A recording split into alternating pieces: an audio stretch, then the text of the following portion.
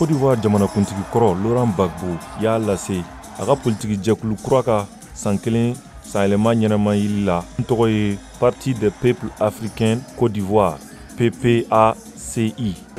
Il faut demander à Assimi Goïta.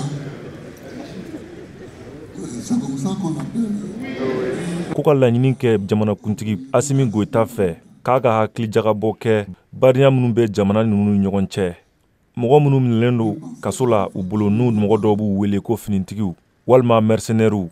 PPA Côte d'Ivoire ɲɛmɔgɔ ye wele bila tuguni Togo jamanakuntigi ma Faures Gnassingbé mun kun kelen no ka wulikajɔ caman kɛ Mali ni Côte d'Ivoire cɛla gɛlɛya ninnu na k'a ka dɔ fara a ka cɛsiri kan waleya ninnu na.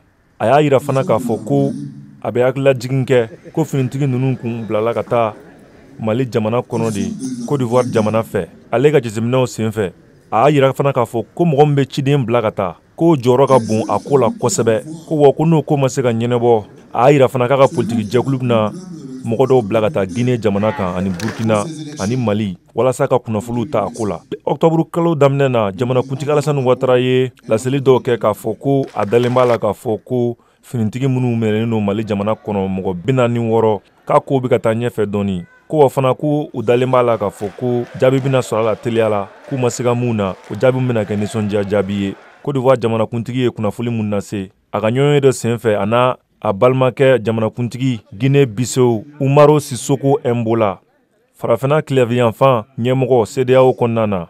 O ɲɛkɔrɔla fana na Abidjan jamana kan ani Togo jamanakuntigi ye ɲɔgɔn ye Faure Gnassingbé a ka finitigi ninnu kɔni minɛna juillet kalo tile 10 Bamako u selen Bamako pankuru jigiso la. Abidjan ni duniya tileyatɔnba kun y'a yira k'a fɔ k'u sen kun kan ka ye Allemagne jamana finitigi minnu tun bɛ Mali la banfula bulalamatigiw k'olu dɛmɛ baara la. Mali jamana fanga ye mɔgɔ minnu lakodɔn i b'a fɔ ko mercenaires kana jamana fanga ka hakɛw lagosi.